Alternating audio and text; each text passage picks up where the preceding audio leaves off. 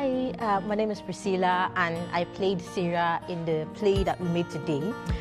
Basically, the play is about this girl who goes to a new school and gets bullied. I think it's a really fun play because everybody came together to bring their different ideas to make the play, and it made it engaging and interactive. So the play depicts the struggles of teenagers who get bullied and potential consequences of not being able to speak up when you are bullied and stuff like that. So I hope that we see you in a different workshop.